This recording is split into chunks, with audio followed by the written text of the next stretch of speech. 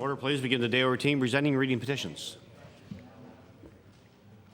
Presenting reports of committees. Tabling reports, regulations, and other papers. Statements by ministers. Government notice of motion. The Honourable Minister of Agriculture and Fisheries. Mr. Speaker, I give notice that on a future day I shall move the adoption of the following resolution.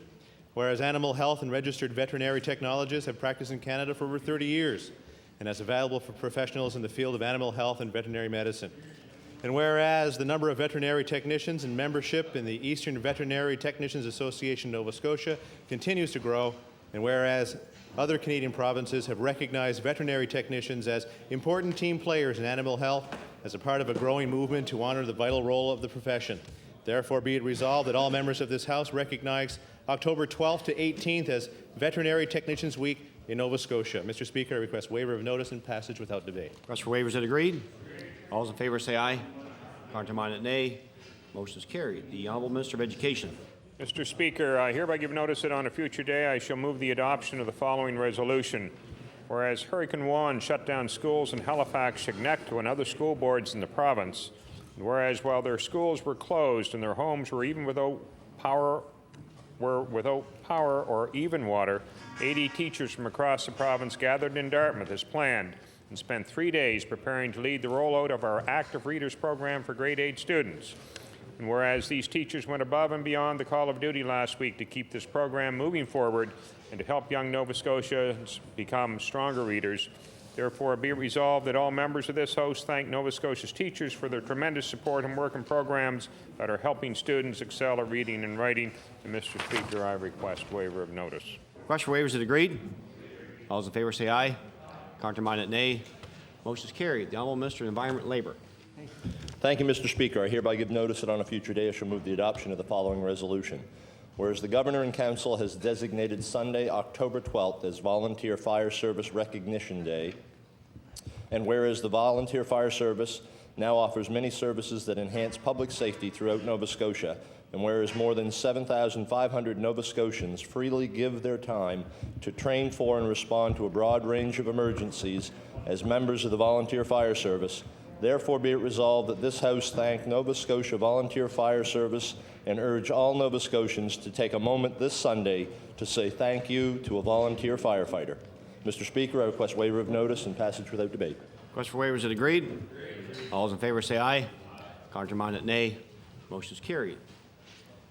The Honourable Minister of Education. Mr. Speaker, whereas James Annis of Annapolis County enrolled in the Heavy-Duty Equipment Repair Diploma Program at the Nova Scotia Community College was awarded the Atomic Energy of Canada Limited GED Scholarship Award, whereas the $1,000 scholarship award is granted to a GED recipient who is enrolled in a full-time science or math studies program at a Nova Scotia post-secondary institution, and whereas the purpose of the Atomic Energy of Canada Limited Scholarship is to encourage and assist GED recipients in pursuing a post-secondary education, therefore be it resolved that the members of this House congratulate James Annis on receiving the Atomic Energy of Canada Limited Scholarship and wish him success as he pursues his education and career. And Mr. Speaker, I request waiver of notice. Request for waivers that agreed. All those in favor say aye. Contrary-minded, nay. Motion is carried. The Honourable Minister of Health. Mr. Speaker, I present the following notice on behalf of the Minister of Economic Development. I hereby give notice that on a future day I shall move the adoption of the following resolution. Whereas Steve Snyder has recently received a prestigious appointment, and whereas the General Manager of the Halifax Bridge Commission has been named to the Board of Directors of the International Bridge, Tunnel and Turnpike Association for a 4-year term, which will commence January 1st in 2004.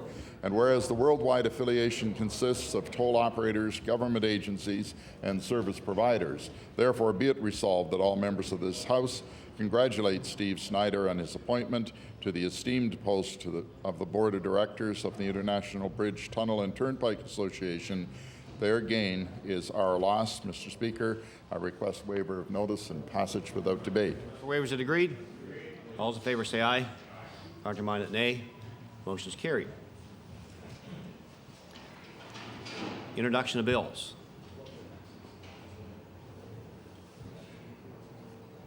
Notice the motion. The honourable member for Cole Harbour, Eastern Passage.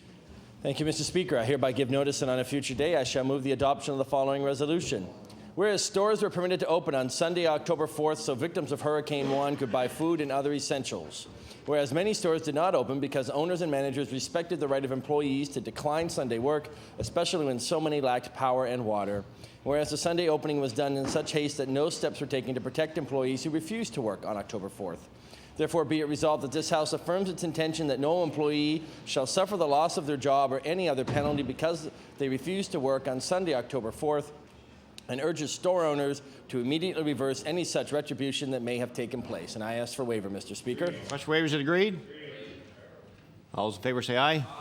Contrary-minded, nay. Motion is carried. The honourable member for Cape Breton South. Mr. Speaker, I hereby give notice that on a future day I shall move the adoption of the following resolution.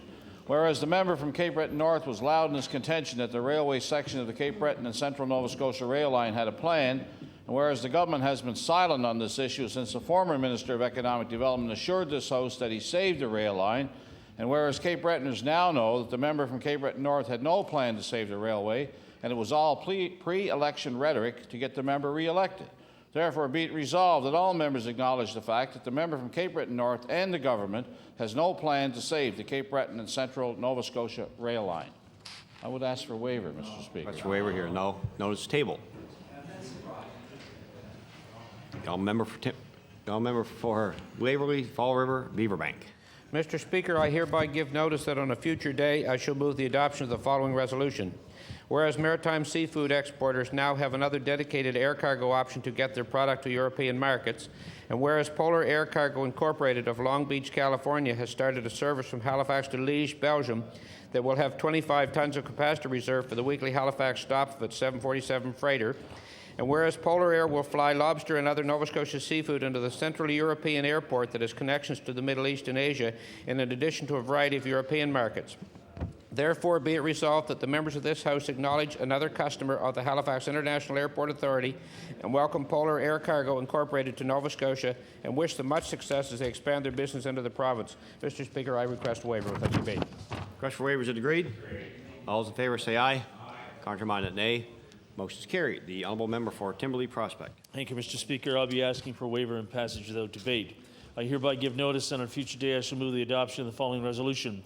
Whereas the Bay Road Fire Department in Lewis Lake is made up of volunteers from our community, whereas these volunteers have shown leadership and dedication for many years in our growing area, and whereas in the aftermath of Hurricane Juan, the fire hall in Lewis Lake was open and ready to assist residents through this crisis. Therefore, be it resolved that the Nova Scotia Legislature congratulate the members of the Bay Road Fire Department for their response to Hurricane Juan and thank them for their many years of service to our community. I ask for a waiver and passage without debate, Mr. Speaker. Request for waiver is agreed. All those in favor say aye. Contrary-minded, nay. Motion is carried. The honourable member for Halifax, Clayton Park. Thank you, Mr. Speaker. Mr. Speaker, I hereby give notice that on a future day I shall move the adoption of the following resolution. Whereas the Halifax Dunbrack Under-14 girls soccer team will play at the Tide Cup Under-14 National Soccer Club Championships. And whereas this weekend their head coach, Roxanne Ash, will lead them as they play against teams from across Canada at the world-class Mainland Common facility in Clayton Park. And whereas Miss Ash has gone to 8 club nationals with Nova Scotia, including last year when the team won a bronze medal. Therefore, be it resolved that all members wish the Halifax Dunbrack Under-14 girls soccer team and their head coach the best of luck at the Nationals this weekend. Mr. Speaker, I ask for a waiver of notice and passage without debate. Waivers are agreed. All those in favor say aye. Contrary-minded, nay. Motion is carried. The honourable member for Kings North. Mr. Speaker, I hereby give notice that on a future day I shall move the adoption of the following resolution. Whereas the love of mathematics and science has won a Kentville student significant provincial recognition, and whereas Kings County Academy Middle School student Michael DeVoe has placed first in Nova Scotia in the Canadian National Mathematics League's annual math contest, and whereas the grade 6 student scored 36 out of 40 in the national competition, making him the top scorer in the province and tying him for first place among all those who competed from the Maritimes. Therefore, be it resolved that the members of this House join me in congratulating Michael DeVoe on his outstanding showing at the National Mathematics League's annual math contest and wish him much success in future mathematic and scientific endeavours. I request waiver of notice for this obviously good Tory. Waivers are agreed. All those in favor say aye. Contrary-minded, nay. Motion is carried. The honourable member for Timberley Prospect. Thank you, Mr. Speaker. I hereby give notice that on a future day I shall move the adoption of the following resolution.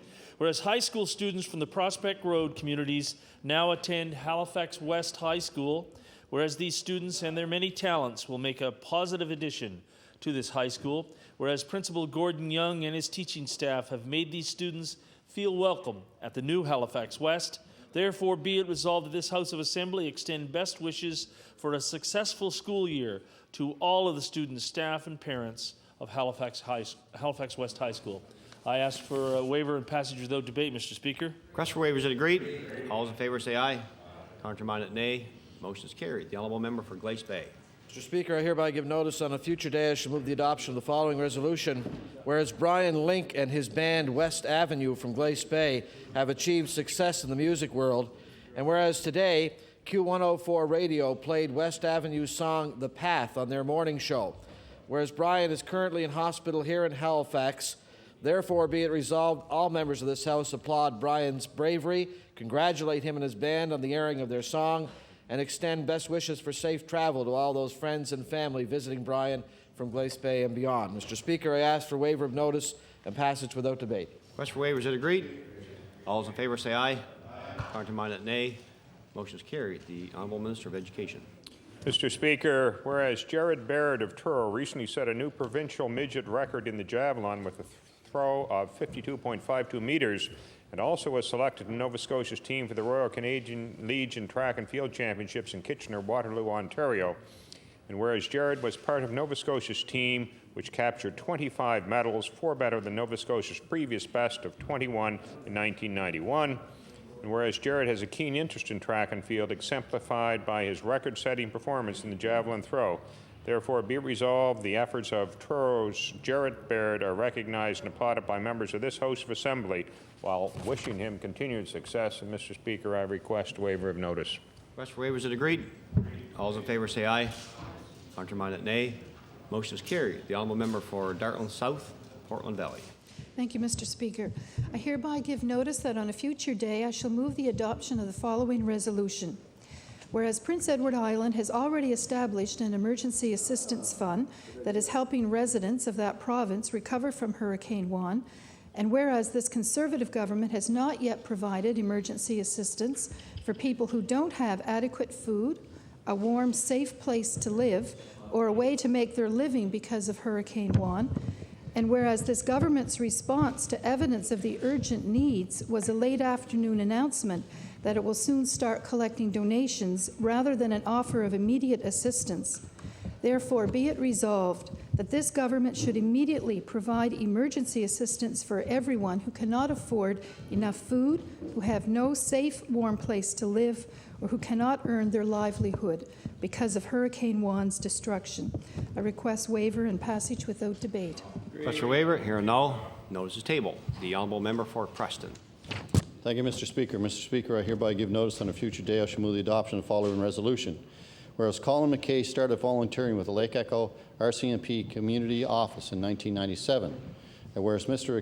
McKay assisted in forming the Citizens on Patrol in our community and was one of the original members of the Victim Services Unit when it was founded in 1991, and whereas Colin first started working with the RCMP in 1991 and retired from the Citizens on Patrol in June of this year, therefore be resolved that all members of this House honor Colin McKay for his years of dedicated service to the community of Lake Echo and its residents. And Mr. Speaker, I'd ask for waiver and passage without debate.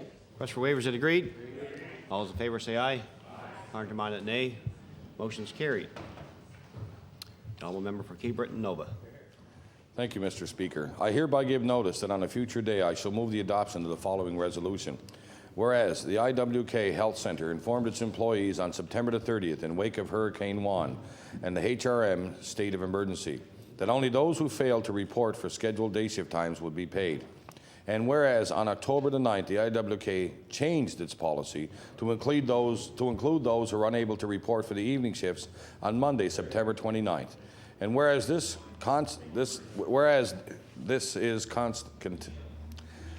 constant with the policy implemented by the rest of the Cape Breton District Health Authority. Therefore, be it resolved that this House recognize the IWK's efforts to be fair to all its employees in the wake of this natural disaster. Mr. Speaker, I request waiver and passage without debate. Request for waivers is agreed. All those in favor say aye. Counterminded nay. Motion is carried. The honourable member for Kings West. Mr. Speaker, I hereby give notice that on a future day I shall move the adoption of the following resolution. Whereas St. Mary's Anglican Parish, located in Aylesford, is one of the oldest church communities in Canada, having been established in 1790. And whereas the church community has met many challenges to improve the church and parish hall through fundraising events. And whereas the Anglican Parish held their 100th annual turkey dinner on October the 4th, therefore be it resolved that all members congratulate the parishioners and organizers on their 100th annual dinner held at St. Mary's Anglican Church in Aylesford. Mr. Speaker, I ask for waiver of notice and passage without debate. Request for waivers is agreed. All those in favor say aye. Counterminded nay. Motion is carried. The honourable member for Victoria Lakes. Mr. Speaker, I hereby give notice that on a future day I shall move the adoption of the following resolution. Whereas Bulletree Elementary School graduated numerous students who went on to Sydney Mines Junior High and T.L. Sullivan Junior High, and whereas 4 of these students succeeded in becoming student government representatives and 1 becoming an alternate, all beginning their political careers, which was announced to me, Mr. Speaker, by one of the students who is my grandson. Whereas this is a top-notch example of the value of rural schools in the educational system of this province, therefore be it resolved that all members of the House congratulate the principal and staff and the former students of Bulletree Elementary School on their accomplishments of becoming student government representatives. Mr. Speaker, I ask waiver of notice and passage without debate. Request for waivers is agreed. All those in favor say aye. Counterminded nay. Motion is carried. The honourable member for Digby Annapolis. Mr. Speaker, I hereby give notice that on a future day I shall move the adoption of the following resolution. Whereas campaign captain Barb Longmire and Chris Land helped organize the Tree of Life in Digby County, and whereas this Tree of Life at Shoppers Drug Mart raised close to $6,000 to help the IWK Grace Hospital in Halifax, and whereas this money will help the many children across the Maritimes and in Digby County who must regularly visit the Children's Hospital. Therefore, be it resolved that all members of the House thank Barb Longmire and Chris Land on their fundraising efforts for the IWK Grace Hospital. Mr. Speaker, I ask for waiver of notice and passage without debate. Request for waivers is agreed. All those in favor say aye. Counterminded nay. Motion is carried. The honourable member for Halifax Clayton Park. Mr. Speaker, I hereby give notice that on a future day I shall move the adoption of the following resolution. Whereas Alan Rutledge is the head coach of the Halifax Dunbrack Under-14 boys soccer team, and whereas Mr. Rutledge will lead his team in the Tide Cup Under-14 National Soccer Club Championships being held in Clayton Park this weekend, and whereas Mr. Rutledge has also played at the Nationals, twice at the senior club level, and once with the St. Mary's Huskies at the CIS finals.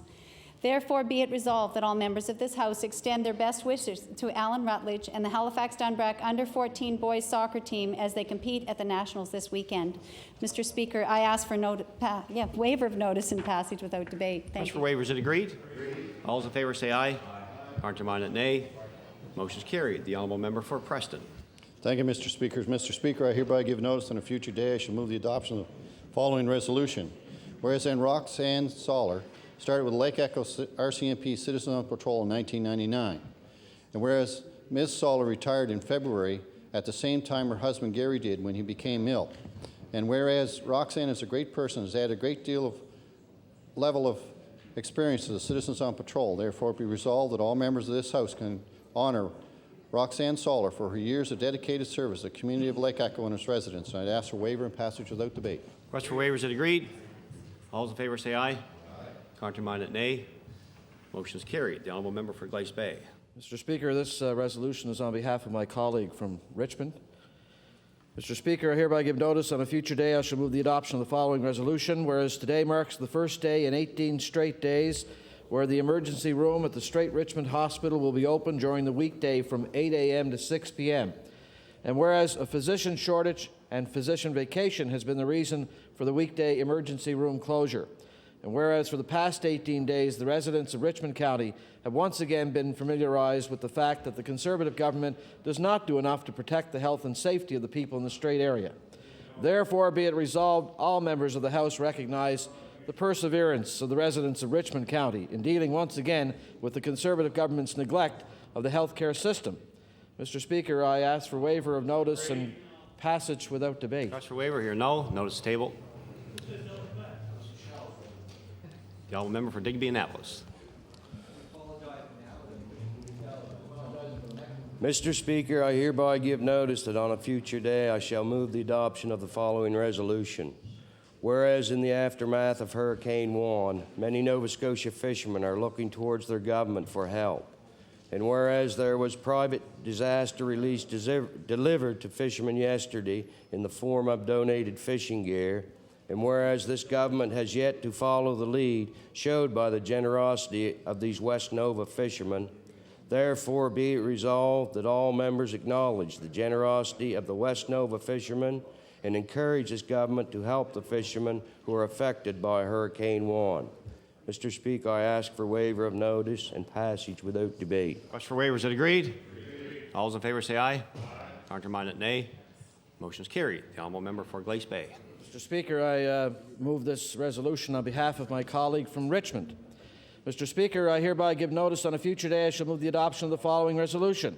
Whereas the member of Halifax Fairview should be commended for his debate Wednesday night as he defended the Honourable Premier.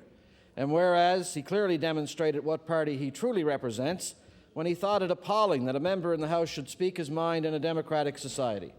And whereas if the member really wants to defend the Premier, he should do it from the other side of the House. Therefore, be it resolved that all members of this House acknowledge the member from Halifax Fairview on showing his true party preference as he faithfully defended the Honourable Premier. Mr. Speaker, I ask for waiver of notice and passage without debate. Here, no. Notice is tabled.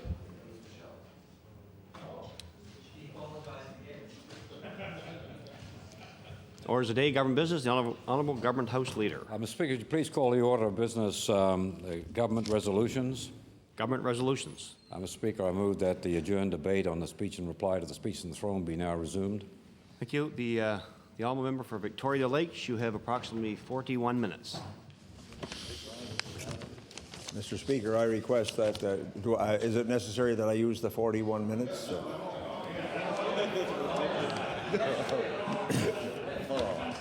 I request that, Mr. Speaker, knowing because of my newness in the House and I see the absence of the honourable member from Inverness. Order, please. Order, please. Order, please. Order, please. Being a new member, the honourable member would maybe not realize, but you're not allowed to either indicate the absence or presence of a member in the House. But the honourable member has 41 minutes, and maybe she should get on with this debate before the time lapses. The honourable member for Victoria Lakes has the floor. Thank you, Mr. Speaker. Mr. Speaker, if my memory serves me correctly, I finished off in the vicinity of the lady who had composed a song on my behalf for my success, and that was and I did offer to sing the song with the honourable members who were interested if they would sing along with me, and I would bring the guitar at the permission of the Speaker, of course. But Mrs. Cheryl Canning from Middle River, a very sensitive woman who thought that the campaign was, I put my heart and soul into it, and she wrote a song according to that. Well, I'll sing alto if you guys will sing also. Mr. Speaker, I did touch on Evelyn and Flora Canning from Midway Motors and Darrell Canning, the husband, and Cheryl, his wife, who wrote the song. And I moved now to Washabuck to a very familiar name in the Liberal circles, Vince W. McLean from Washabuck and his wife Charlotte, who during my campaign campaigned with me, fed me, gave me every bit of advice that I could ever want for the area. I moved into Iona, Dan McNeil and Liz, a fellow councillor from Victoria County, who came on board and really likes to take an apolitical role, but because of my performance as warden and councillor, thought that I would be an okay person to support, and he's done that with his friendship and support. Little Narrows, D.W. Matheson and Son, the man we all call the Bear, kind of stepped up to the plate, give me a slap on the back and some advice on what to do and what not to do. And Elaine McNeil from Grand Narrows did the same thing, Mr. Speaker, and came on board to give me a hand.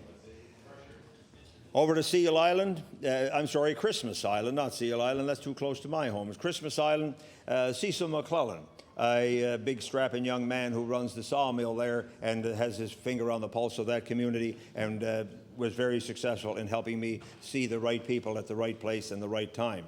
And I moved down into Ironville. Donnie V. McNeil, a gentleman who was on the former executive of Victoria of Cape Breton and the Lakes, and came on board with me to give me all the support with signs and campaigning. In Boysdale, Jim O'Hanley and Donna Warren. Now, Donna Warren, Mr. Speaker, I have to refer to that lady as the bionic woman, because she has had a hip replaced, a knee replaced, and I think she's going in for further surgery. And yet that woman campaigned with me and hung in as long as well, that was previously years ago in a former. Thank you, sir.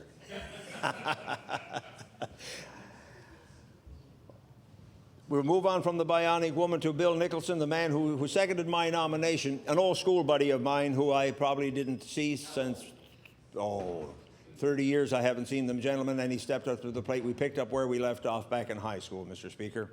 And Kenny Jardine, a man with his own business down in Leach's Creek, and dropped everything he was doing and came out and campaigned with me. The fire chief from Scotch Lake, Danny McCormick, took me. He's the fire chief in Georges River, but he lives in Scotch Lake, and took me around to campaign.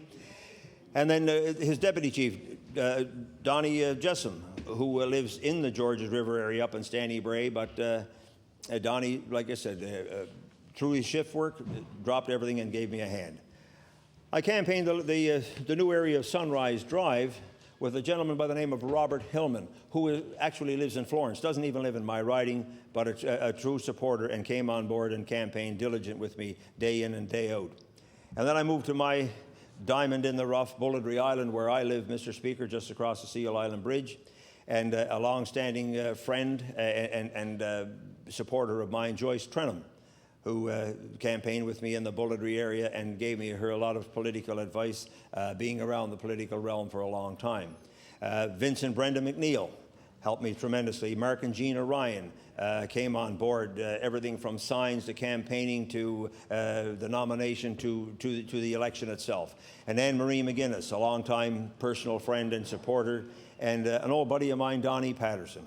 And I don't want to hear how old again this time, Mr. Speaker, from the gentleman across the way there.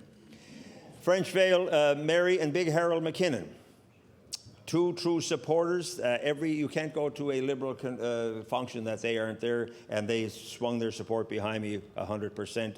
And in the Bedore area, Big Jake Link and his wife Martha, who helped me tremendously. It seems when you're in need, sometimes these people just come out of the woodwork. True country people, Mr. Speaker, and true supporters. Adam McLean and his wife Michelle from Millville. I suppose it'd be okay to refer to him as the gorilla, because that's what I call him on a friendly terms, Mr. Speaker. Just one of these hard-working, knock-down, drag-them-out type of guys who doesn't give in, and if you got his support, it's all the way.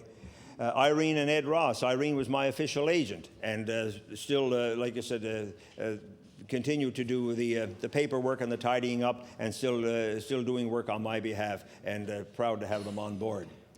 If I go up around the Bullardry Island, up around the head, Kempt Head, Gordon and Norma Patterson, who are now suffering a lot of health problems, but still were there for me in my time of need and helped me tremendously. And Brendan Duncan McLeod, their neighbors up there, who did everything possible they could to support me, Mr. Speaker. And in Ross Ferry, Dennis and Catherine Sutton, old retired RCMP fella. I always refer to him as a real raw-boned Newfoundlander. He did it his way when he retired, and they asked him how he enjoyed his career with the RCMP. He kind of tucked up his belt and drew in his breath and said, well, I guess I was kind of like Frank Sinatra. I did it my way. And that was the way he did it, and the old-fashioned way, but he got the job done and correctly, Mr. Speaker. Fire Chief Barry Campbell from Ross Ferry and his girlfriend Debbie McLean campaigned and brought new members to help me out in my campaign. And over the south side of Bullardry, Roddy and Charlotte McIntyre, lifelong friends. Roddy and I first introduced to one another way back when we were 15 and had our first game of baseball, and you hear the song playing baseball with slabs from a sawmill slabs. Well, that's what we played with back then. That's before most of the time of the opposite members, Mr. Speaker. Wagmacook First Nations, Councillor Norman Bernard, former Chief Mary Louise Bernard, people who are extremely sincere. If they support you, they support you. If they don't, they tell you. They don't go behind your back. Mr. Speaker, I have their support, and I'm eternally grateful to those people for how they've believed in me and supported me. And I can't say enough about them. I will expand a little further on the committee that we have formed. Mr. Speaker, I want to just touch on a few issues in my area, and I know surely there are people there that I've forgotten or I forgot to mention. It's a risk you always take, but there again, I'm only human like anyone else. The issues, Mr. Speaker, I want to touch on the sewage disposal sites in around Hunters Mountain and Crowdis Mountain. I didn't bring that before the House here because there were complaints lodged, and one of the companies is now before the courts, and I thought that's best left to the Departments of Environment, which are handling it, and leave it in the court system where it belongs. And if anybody has made any rules and regulations that have been contravened, I'm sure the departments will look after them. And that's my, I believe in allowing the departments to do their job, Mr. Speaker. So I won't, I will expand on it a little bit. What about if these companies got thoroughly disgusted and just said, the heck with it, I can't stand this, and pulled out? Where would this stuff go? So there has to be a balance. It has to be deposited somewhere and controlled, and at the same time, it's almost a necessary evil. It has to go somewhere. So there's rules and regulations, and I'd just like to see that they're enforced, Mr. Speaker. And from what I understand now, they are following the proper course. I'd like to touch on an area of the Trans-Canada Highway that I'll be bringing forward with the Department of Transportation, and it's to see if I can have eliminated the controlled access portion on the Trans-Canada Highway in the area of South Haven, just around the base of Kelly's Mountain. It's been a controlled access highway since 1958, and it's eliminated economic development in that area. There was a strong government supporter of the day who had a business there and requested that, and it was put in place, but it's kind of a protectionist thing because he was the only business in the area that protected him, but he has long since gone, and any further development is restricted in that area because it's a controlled access highway. So I'll be bringing that issue forward with the Department of Transportation, Mr. Speaker. I want to talk about the RCMP Community Office in the Bulledry School. We're very fortunate. We have the only RCMP community office located within a school in the province of Nova Scotia. The office is right in the elementary school. The police officers are there. They see the officer during the day. The officer teaches the DARE program, which is Drug Awareness Resistance Education, Mr. Speaker. And that officer, Constable Glennis Thomas, also participates with the children in the karate program that we've started in the Bulledry School for the children. Not to make bullies out of them, but to stop the bullying, to give the kids some self-confidence, self-assurance, and self-respect that they can either defend themselves if they have to, but if the kids respect one another, they don't bully one another. And that program is going over really well. And to compliment Constable Thomas, there's a new sergeant in the Bedeck office, Sergeant Mark Fury, and he is a community-minded police officer who gives the full support to that position. And not to say that the other persons prior to it didn't do that, but it's just that seems to be his forte. And the gentleman who was there before, Sergeant Haas McKenzie, he has gone on to do an excellent job on highway patrol. He is now in charge of highway patrol of all of Cape Breton. And he has officers like Mike Toll and Constable Barry Forrest, and they're doing an excellent job. Their presence is well felt, and you can see the difference in the traffic in our area. Mr. Speaker, I introduced a resolution there this morning talking about the teachers of Bulledry Elementary School, and I have to highlight one teacher in particular who I've always had a real good relationship with because she's from an area of the north side where I was originally from, and it's Betty Farrell. And we've always, as kids, there's always segments in your community, And we as children in North Sydney were terrified of these Gannon Roaders. Now, the Gannon Road was the name of this of the street that went out through this section of town. And of course, these people, there was always seemed to be a fear that these guys were rough and tough and we would run from them. And I had a conversation with one of them not too very long ago, a long life friend of mine that we went to school with. And he said, Gerald, you have to admit one thing. We did teach you guys how to run. And so that was kind of the way it was back then. But this lady is from the same area, does an excellent job in teaching. And she said, Gerald, if you're successful, there's one thing I want from you. And I said, Betty, what's that? Because she's not in my elected area. She said, all I want is a flag for Bulletree School. And I have that at home, and I'm going to present it to her on behalf of the school. The principal, Judy Jackson, a true supporter of mine and an excellent principal. Mary Emily, who lives down the street from me and teaches my grandchildren. Another excellent teacher. Valerie Patterson, a name that would be familiar with the other side of the house here, and a lady who I've always asked and received direction regarding school and community events.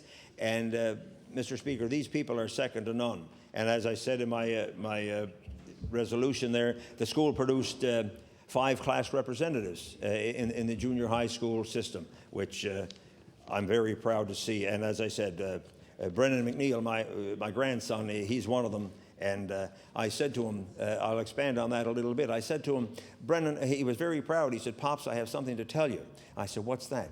He said, I've started my political career. Oh, I said, and in what way? He said, well, I'm the class representative for my school. Well, I shook his hand and I said, how did you accomplish that? He said, being in a new school and not knowing anybody, I went out a day or two ahead and I campaigned all the class.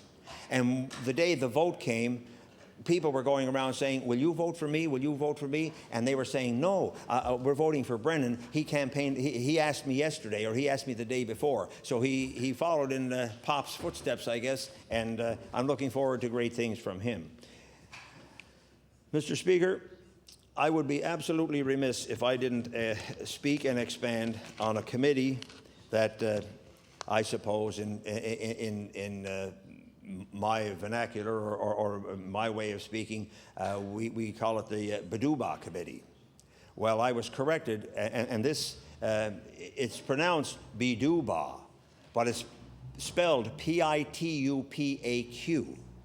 And what that means is Bador Lakes in Mi'kmaq. And a dream of mine since getting elected, I mentioned it to everybody that would listen, and until I got accidentally picked out of the hat and became warden, I created this committee with the permission of Victoria County Council, and I involved the 5 mayors of the municipalities, and I invited the 5 chiefs of the 5 First Nations in Cape Breton to come together and remediate the raw sewage in the Bador Lakes. Well, not knowing the protocol, I sent invitations for a year and a half. I did receive some First Nations response, but nothing from the chiefs for about a year and a half. And finally, one day, Lindsay Marshall, he was the chief then of Chapel Island, he landed in at the meeting, and Chief Terry Paul was the first one to come on board. And we went around and did a row of introductions, and Chief Lindsay Marshall said to me, I said, well, maybe we'll say a few words or something. And he said, I'm just here to see if there's any baloney going on, and if there is, I'm out the door. And my instant response was, sir, if you start any baloney, I'm out the door too. We got a problem here, and let's resolve it. And that kind of struck a chord with him. I was up front with him, he was up front with me, and today that man would back me to the wall, and I'll back him to the wall. And what we did after the last meeting in front of 22 men, it's kind of an ironic thing how things evolve. But we've become that supportive of one another that after a meeting in public, we went over to shake hands to congratulate one another. This big, burly, strong, articulate gentleman gave me a hug, and I in return returned the hug. And I mean, for 2 men to hug in public today is kind of a risky thing, but it was a very heartwarming thing, Mr. Speaker. Well, there we go. So, Mr. Speaker, I mentioned Lindsay Marshall. A name that will be very familiar to all sides of the House, Mr. Speaker, a member of that committee, Billy Joe McLean. And that gentleman is involved, although his area of Port Hawkesbury does not really touch on the Badore Lakes. He's very involved because it affects the whole of Cape Breton. And Laurie Suter, who's doing excellent work with the Department of Environment. Lawrence McDonald, the manager of the Department of Environment down there. Warden A.J. McDougall, a great guy. In there 2 feet to help out. Chief Morley Gugu, Chief Lester Peck, Mayor Morgan from CBRM. We're all in there, Mr. Speaker, and what we're doing, over the last 2.5 years, we have gotten to a point where we originally signed an agreement with the 5 mayors and wardens. 5 First Nations chiefs signed their agreement. I wasn't satisfied with that. What I wanted was one singular agreement. Eventually, we moved to the point where we signed one singular agreement, 5 chiefs on one side, 5 mayors and wardens on the other, and Elder Lindsay Marshall. Mr. Marshall, I can't think of his first name now, an elder, not Lindsay. But anyway, Albert Marshall, Mr. Speaker, he signed the bottom of it. So there's 11 signatures on one single document, which Albert Marshall said took 750 years to get to where we are today for all sides to be cooperative. And I have to just mention that, Mr. Speaker. And what that's going to do, removing the raw sewage from the Badore Lakes over a period of time, it's going to be a 15 or 20-year plan. It will coincide with the proposed aquarium for the Barra Strait. The Barra Strait has an area in it out there that's over 1,000 feet deep, which there's life in that deep hole that is only available in other places like the continental shelf. So it is an exclusive area that and it falls into what I believe, Mr. Speaker, in the economic development sector, develop what we have, never mind bringing something in that's foreign to the area and try to push it, and when the money runs out, it fails. So it's an excellent program for that. It's going to be within eyesight of the Highland Village, our world-renowned Highland Village, as well as we all know of the Gailey College, which is in my area, and that is world-renowned. Mr. Speaker, we've upgraded the water in Dingwall, and we're putting water in Ingonish down in that area there in regards to development for that's the Victoria County side of it. But we have the rural side of Georges River, Scotch Lake, Leeches Creek, right up through Grand Narrows, right back in again to Victoria County. That section of the lakes that came in with the new distribution of boundaries. And I like that section in with me simply because it coincides with all of Victoria County and the very fact that it's all extremely rural. And the first thing that pops to mind is roads and bridges, or bridges and roads, however you want to list it. But bridges sometimes get forgotten when we're talking about roads. So roads and bridges and jobs, Mr. Speaker, are a priority for us down there. The Highway 223, it travels up through central Cape Breton. And that, to me, the very fact that it's central Cape Breton, it's the center of the island. That's where the railroad travels through also. The center of the island. So when you remove the center of something, you're removing the backbone of it. So there's fear that that railroad will not succeed. And the highway itself, Mr. Speaker, is in deplorable condition. So that is the backbone of the island down there, which really needs to be looked into. I had a complaint of a resident when I was campaigning who was leaving on the weekend to visit her mother, and because of the heavy rain, didn't see the pothole, broke a tire and cracked a tie rod end on her new vehicle. But, Mr. Speaker, that was on our 105, our Trans-Canada Highway down there. That was not on a secondary road. You'd expect it on a secondary road, but when you're doing 100 kilometers on the Trans-Canada, you wouldn't expect that. So that's just to touch on the condition of the roads. The Seal Island Bridge area, an area that proves, Mr. Speaker, that you can get things done with cooperation, and if you take time and you're willing to compromise. Over a period of time, I was successful with the help of the different departments in gaining turning lanes off of that bridge, which alleviated an awful lot of traffic danger for people entering and exiting the Trans-Canada, and over a period of time through negotiation and again cooperation and having the patience to wait. And I must compliment the Minister of Department of Transportation, who verbally committed, I think it was a year ago or two, at a Union Nova Scotia Municipalities Conference, to put lights on the Seal Island Bridge. And the President, then the Minister changed, and we did receive a letter to confirm what the former minister said he would do, and now under the present minister we are having those lights progressing. And I want to publicly thank him for that, because that's eliminating of a very dangerous portion of the highway, Mr. Speaker. Mr. Speaker, in the area of economic development, and in such a rural area, it's such a hard thing to achieve today. But what I must emphasize is the fact that I bring it up again, the mussel farm in St. Anne's Bay, which has been negatively portrayed. But mussels grow in water. They are a filter feeder. There's no fecal contamination as compared to even like a fish farm. But yet there's an awful lot of people against that. And it would create 40 to 50 jobs in the area. After the farm was up and running, they plan to put a fish plant there. And Mr. Speaker, the jobs would expand beyond that. And 40 or 50 jobs in a very remote rural area would be a very welcome sight. And they're not minimum wage jobs, Mr. Speaker. They're $10 to $12 an hour jobs, going up as high as 17 if you want to go into management. And there are rules and regulations put in place there for that also. So I go back again, Mr. Speaker, in that area, talking about the deplorable condition of the roads, and I mentioned about traveling out through Georges River to get onto Highway 223. I think I said you need a seatbelt on to keep your head from banging the roof of the vehicle.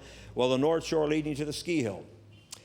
How can people go down to ski if the highway is in a deplorable condition, and nobody's going to damage their vehicle on a Sunday afternoon to go skiing? So we have to do something with that. And I believe I mentioned yesterday, between myself and the minister from Inverness, that we could probably promote cooperation and maybe begin some paving on the Cabot Trail from Inverness and from Victoria to get around that way.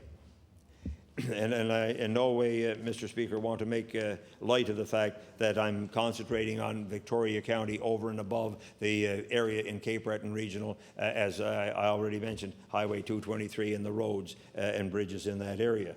And it's no idle boast, I suppose, that people in Cape Breton have more 4x4s than anywhere else. And it's not a luxury, Mr. Speaker, it's a necessity to get around.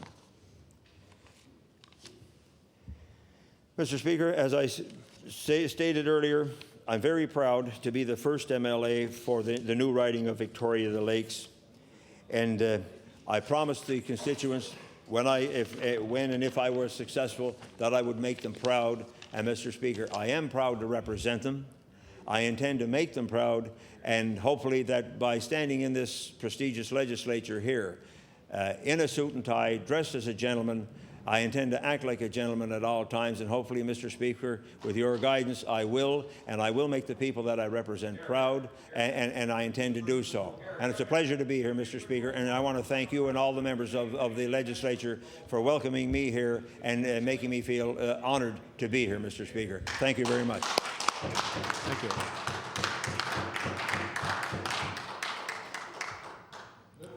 The honourable member for the Eastern Shore. Thank you, Mr. Speaker. First of all, I'd like to congratulate the new member from Victoria and the Lakes, I believe. Excellent speech today, and I'm sure you'll serve your constituents well. I've explained to him earlier that I have a bit of history with his riding, as I've said, and everyone in the House, I believe, has heard me say over and over, that I actually have lived in the community of Ingonish, worked at the Wreck Cove power plant when that was taking place a number of years ago, and enjoyed my time there very much.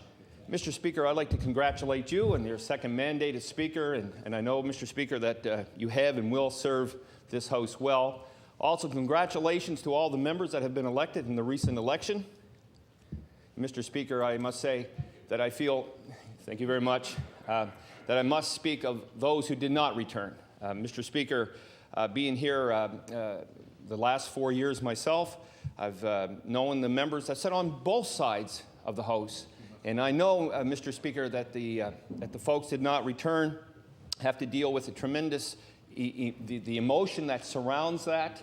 And I know the members served their people well, and I hope that they will focus on and one day return to the House again. Mr. Speaker, I wanted to stand today and to talk a little bit about the hurricane and how it affected the HRM, but specifically the suffering and the pain in which the constituents of the Eastern Shore riding has gone through.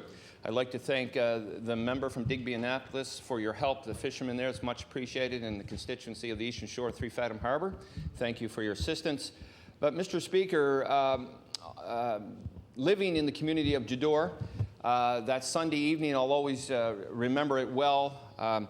Even though we were notified by the Department of Environment that there was a major wind coming, a hurricane, I don't really believe that the people of the Eastern Shore understood the magnitude of the storm.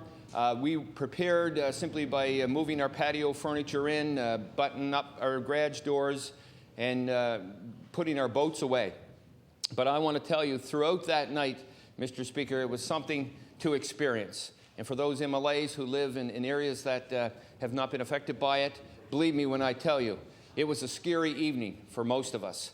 Mr. Speaker, I remember that night traveling throughout my constituency, seeing the emergency people, the local volunteer fire department, our RCMP, ground search and rescue, our paramedics, traveling throughout our community, checking on our seniors, checking on people that would live in low-lying areas, and I appreciate them, Mr. Speaker. The next morning when I woke up on Monday morning, there was a certain excitement within our community, an excitement that I've never experienced before. Many of our neighbors, many of our community folks, they wanted to get out and to help the community. They get out and cut the trees. Mr. Speaker, they helped each other. And not did we understand at that time that it was not only going to be for one day or not only for 2 days, Mr. Speaker, but for the next 2 weeks, that there was going to be certain hardship in our community that we never experienced before. Mr. Speaker, as MLA, I, of course, went out and visited the certain communities, checked in with the volunteer fire departments, so on and so forth. But, Mr. Speaker, the community, being the community that it is, we looked after ourselves for the first 3, 4, 5 days, Mr. Speaker, neighbor helping neighbor, the volunteer fire departments. As I said, I could say it over and over, the experience that we shared. But, Mr. Speaker, as time went on, the circumstances grew worse. We realized that we were in a community without resource. We realized that our stores were closed. We realized in certain areas that we didn't have phones. Most of the area, if not all the area, was without power. And boy, oh boy, what a situation we found ourselves in. At that time, Mr. Speaker, because of lack of communication, we were in a serious situation. But as time went on, we were able to make links with community service, Red Cross, EMO, and so on and so forth.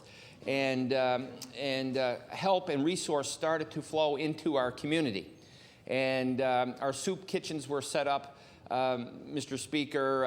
The fire departments and neighbors were identifying people that were in particular difficulty. And as a community, Mr. Speaker, we were able to survive by looking after ourselves. We were not prepared, and I'll say that. We will be prepared if a situation ever takes place like this again. But, Mr. Speaker, some difficulty. I don't truly believe that we received the attention that was necessary immediately. I believe that it could have been quicker.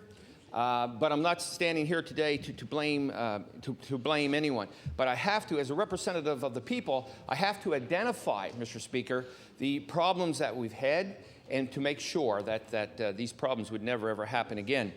I would like to stand here and personally thank each and every one who has offered us assistance in the time of need, Mr. Speaker, but I'll be truly indebted to our community people for the rest of my life.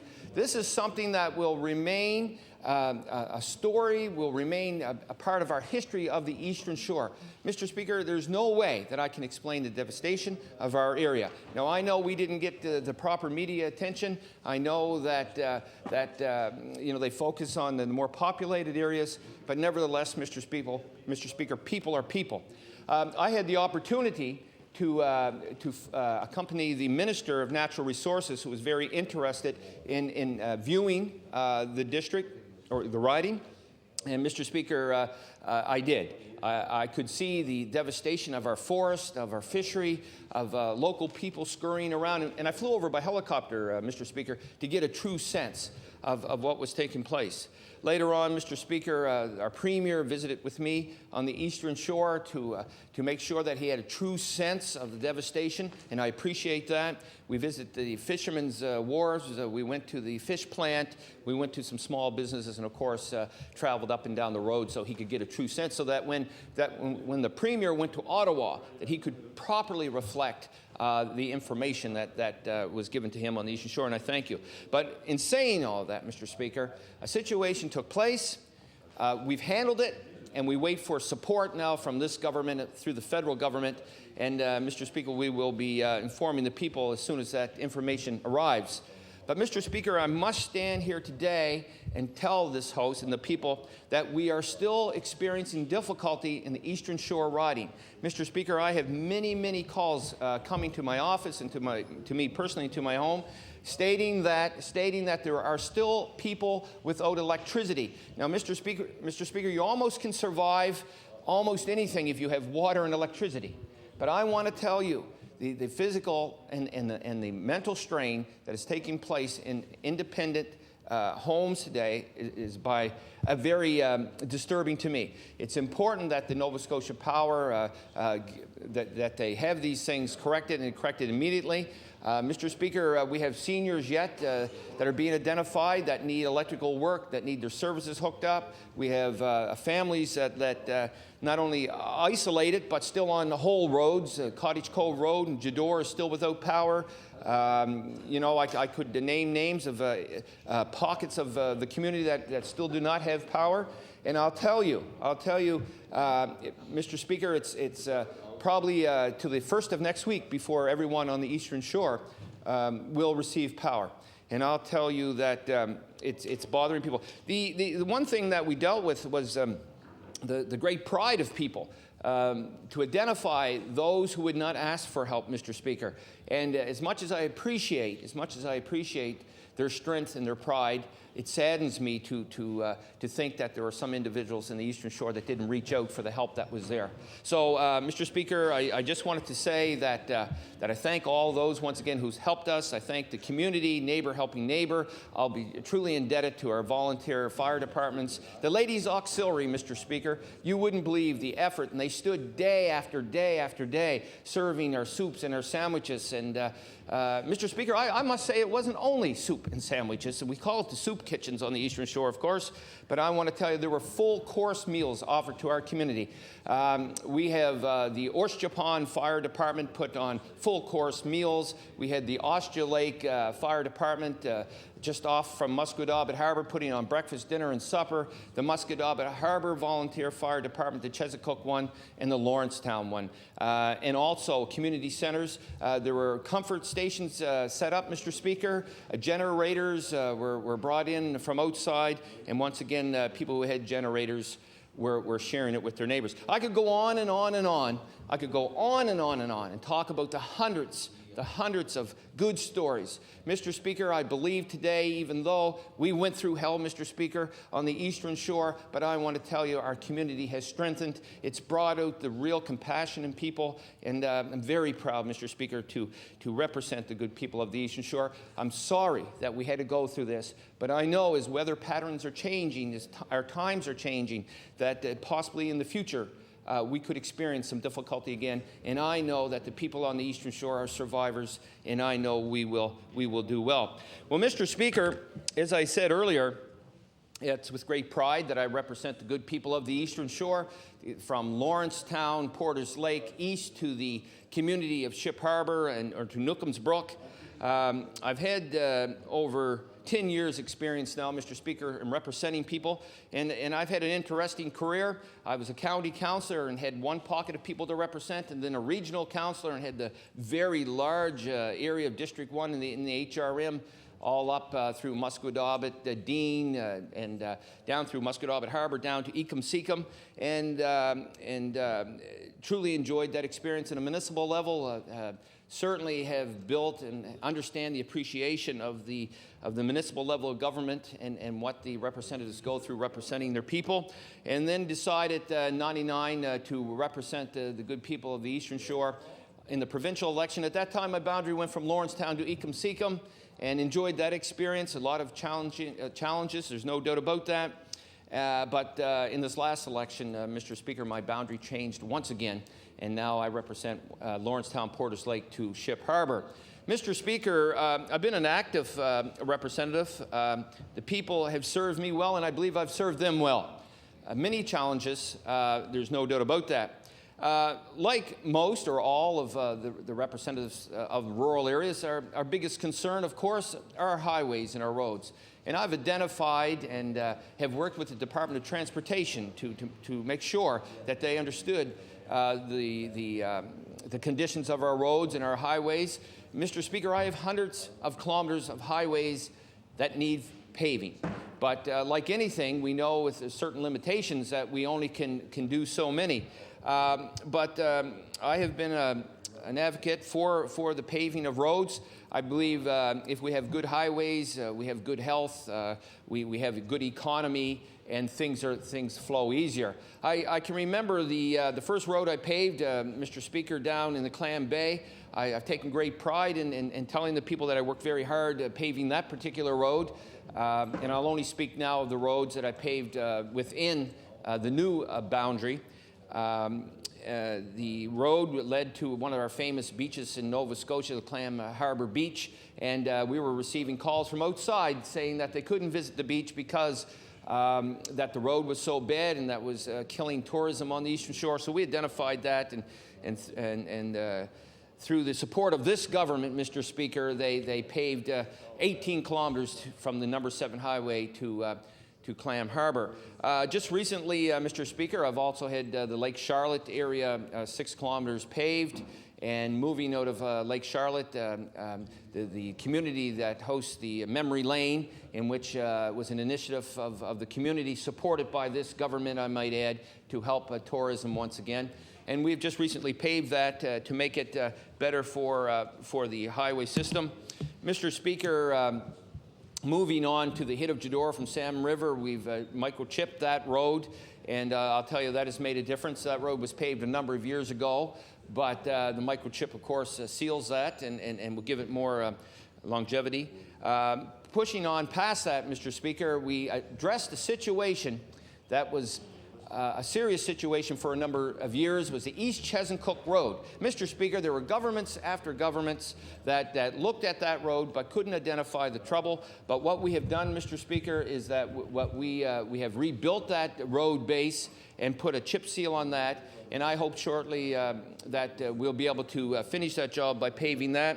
We have paved a section of the 207 highway in the Lawrencetown area, and the people appreciate that. We have done the 107, Mr. Speaker, from Musquodoboit Harbour in through to the Chesuncook turnoff, the East Chesuncook, on and on and on. The point is what I'm saying, Mr. Speaker, there are so the roads on the Eastern Shore need to be addressed. We're addressing them, and I hope I can aggressively pave more within this mandate. I have a plan for the roads for the Eastern Shore riding. I've recently spoke to the minister and will present my plan to him the week coming with the roads that I would like to see paved within this mandate. Mr. Speaker, it's not all about roads. We know that, as though I like to talk about roads. Our schools, Mr. Speaker, like other communities, they're in need of educational institutions, and I'm pleased to announce that this government has supported my request and the Halifax School Board to bring us, by the year 2006, a new middle school in the Robert Jameson area. Mr. Speaker, the people feel very pleased with that, and they anticipate an early opening, but 2006 will be the opening, and there'll be great celebrations on the Eastern Shore when that time comes. So, Mr. Speaker, as I said, you know, when you're a representative of a specific area, it's necessary for you to have a plan. And I believe the plan that I have for the next mandate in this government is a plan that will address the needs and the concerns of the Eastern Shore. I believe that I'll be able to implement these plans and be successful in bringing the good things that government has to offer to our communities.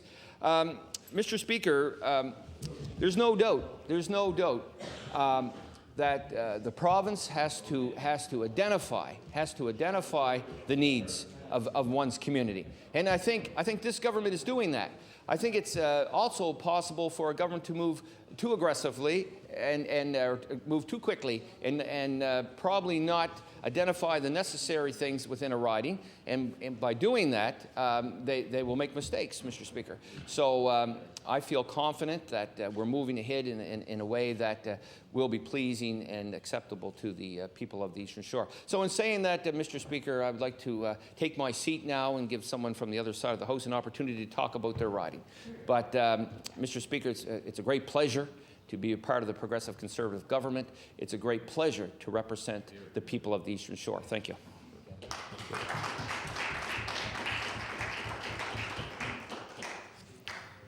The honourable member for Dartmouth South, Portland Valley. Thank you, Mr. Speaker. May I begin with an introduction? Yes. I'd like to introduce in the West Gallery a longtime friend and a much valued volunteer and resident of my constituency, Susan Lilly. Please welcome her.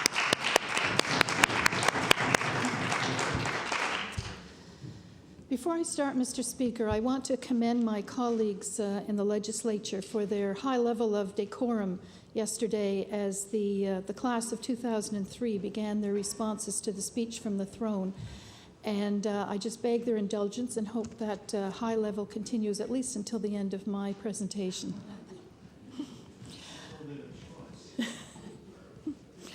I am honored to be the MLA for Dartmouth South Portland Valley, and I thank my constituents and my many volunteers for their support during the recent election. And I do pledge to give my best effort on their behalf. Dartmouth is a very unique part of the Halifax Regional Municipality. It has a distinguished history, major accomplishments, and a thriving population. My constituency is the core of the Dartmouth community in terms of having been the seat of government, culture, health services, and business for most of its history.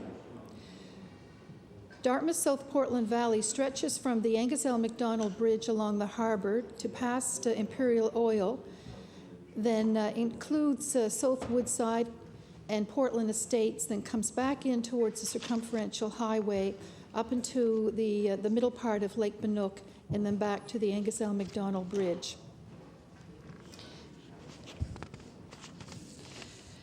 So you see, it's actually a series of neighborhoods that radiates out from the downtown core.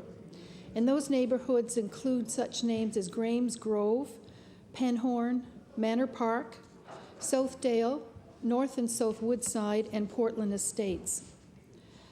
Mr. Speaker, the population includes approximately 22,000 people. It's well balanced in that about 29% are 24 years and under, 46% are between the ages of 25 and 54 years, and 25% are 55 years and older. Women outnumber men, as they do provincially and nationally. Most residents live in single or semi-detached dwellings, while 39% live in apartment buildings. There's been significant construction, residential construction, in both the downtown area and in Portland Estates. Mr. Speaker, the harbour and transportation routes have been a focal point for the people of my constituency from day one. The Mi'kmaq originally referred to this part of Dartmouth as the place of abundant fir and spruce, and they replenished their food supplies from the forest and the harbour while using the Shubenacadie canoe system.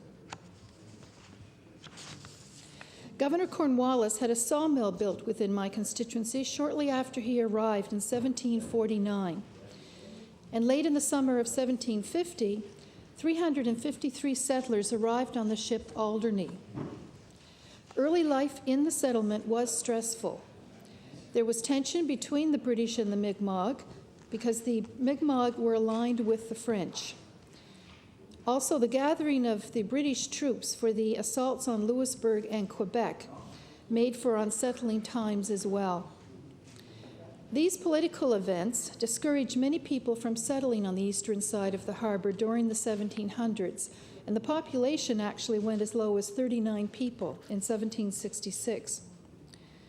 One story that may resonate with my colleagues in the legislature took place in 1751, when John W. Hoffman was instructed by the Commissioner of Peace, Ephraim Cook, to travel to Dartmouth to investigate charges against an innkeeper by the name of Walter Clark. These charges included overworking his staff, for example, making them work on Sunday, and selling liquor on Sunday. You'll be interested to know that when the investigator arrived, the soldiers apparently sided with the innkeeper and paraded the investigator through the streets as though he were a common criminal. I would suggest that my constituents are more inclined to support fair treatment of workers these days in the new Democratic Republic of Dartmouth, and I'm not prepared to guess how they feel about buying spirits 7 days a week. Mr. Speaker, the population grew slowly but steadily over the years as job and housing opportunities developed. Dartmouth was incorporated as a town in 1873. Early industries and services included the Nantucket Whaling Company, Hartshorn Tremaine Grist Mill, Acadia Sugar Refinery, Mott's Chocolate Factory, Lyle Chapel Shipbuilding Company, the construction and operation of the Shubenacadie Canal, Simmons Iron Foundry, Dominion Molasses Company, the Nova Scotia Hospital, which was actually built in 1856 and called, in the early days, Mount Hope Asylum, the Star Manufacturing Company, which began in 1861 and only closed in 1996. This is the company that actually produced the first spring skates from which our figure skating and hockey skates have developed. There was also the Marine Slips, which was originally called the Chebucto Marine Railroad. Ice companies on the shores of Lake Banook, as well as the growing spin-offs from the busy port activities. All of these in the area now covered by Dartmouth South, Portland Valley. Imperial Oil Plant was built in 1916, and the oil refinery was built in 1917. You'll be interested to know that 1,500 men worked to clear the land for the refinery at that time. Transportation routes by rail along the harbor, shipping, and highways served the area well.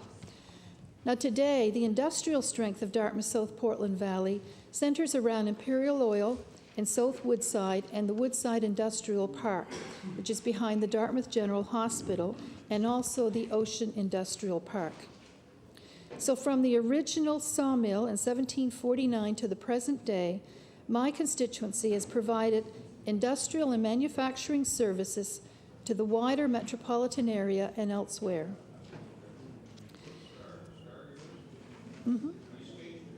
Yes. Mr. Speaker, 1917 is a significant date for all of the metro area with the Halifax explosion. There was less loss of life on the Dartmouth side, but considerable damage to many homes and places of employment. This economic slowdown was further affected by the Depression years. The Second World War rejuvenated many industries, the population, and an increase in construction of homes. Many military personality and their families moved into the area. Also, many women started to work outside the home, adding to the skilled and productive workforce.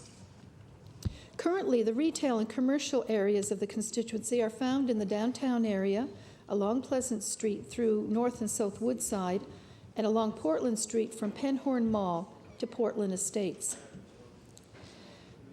Both the public ferry service and the two bridges made major impacts on the eastern side of the harbor.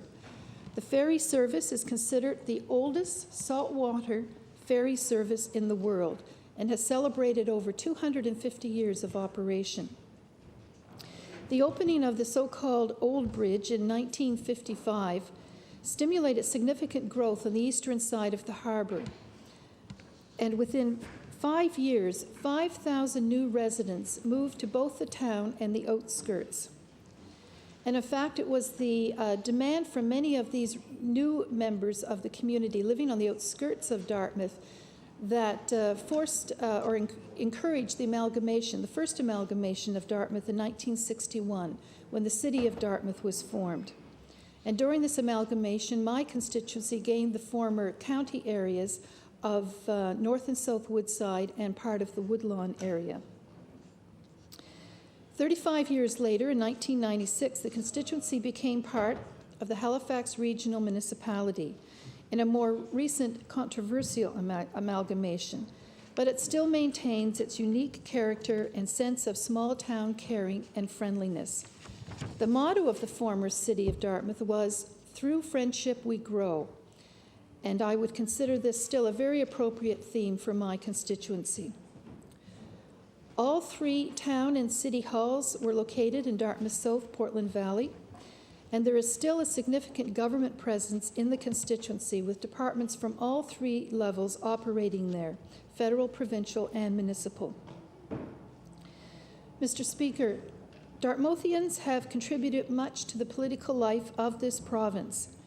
And like the earlier story about workers' rights and Sunday shopping, it's interesting to see various political and community themes appeared over and over again.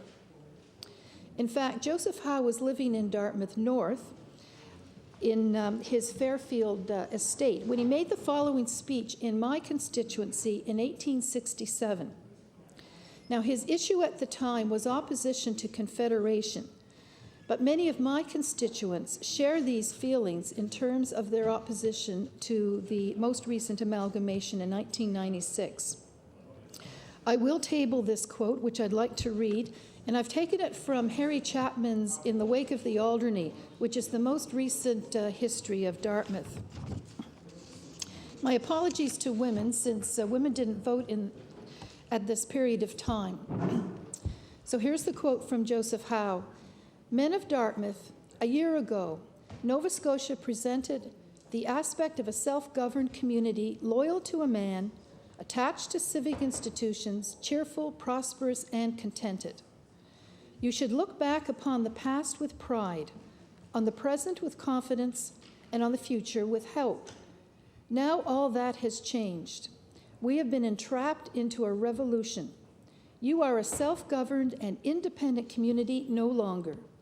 The institutions founded by your fathers and strengthened and consolidated by your own exertion have been overthrown.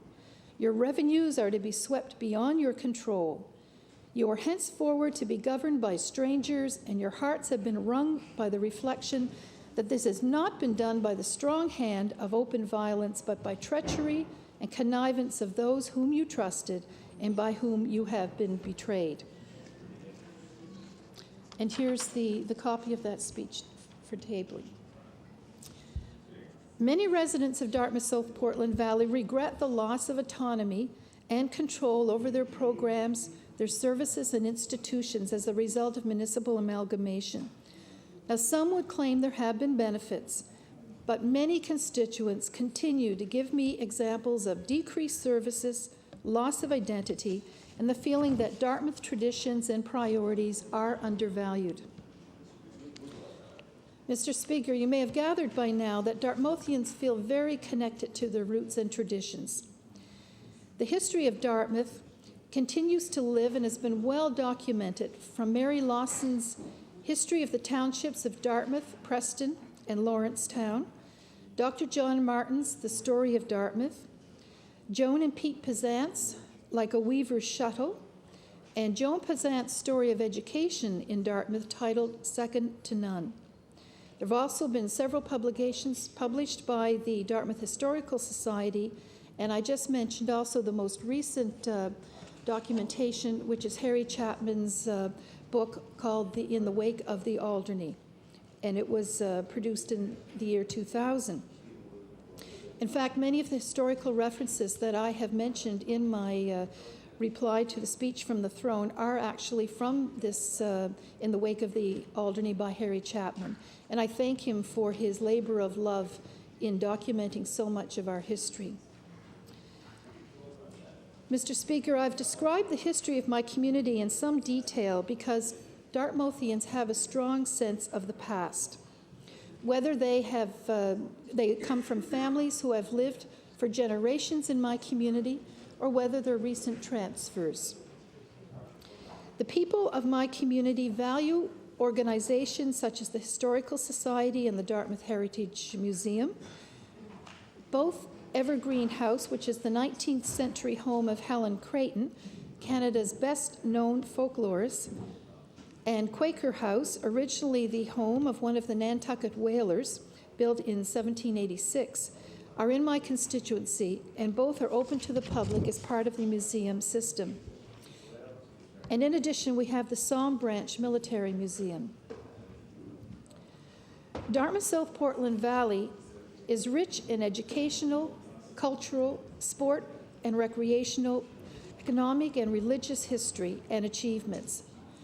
There are too many to describe, but some of the highlights would include stories about the Little Brooklyn Ball Field, the Micmac Amateur Aquatic Club, Sonobe Aquatic Club, Natal Days, Christ Church, which was built in 1817, St. James United Church, dating from the 1820s, Helen Creighton's collections, including Nova Scotia's unofficial anthem, Farewell to Nova Scotia, Greenvale School, which was actually designed by Andrew Cobb, a well-known Nova Scotian architect, in 1914, the Dartmouth Regional Library, Alderney Landing Theatre, Market, and Gallery Complex, the Dartmouth Book and Writing Awards, the Peace Pavilion, the Trans-Canada Trail Pavilion, and many others.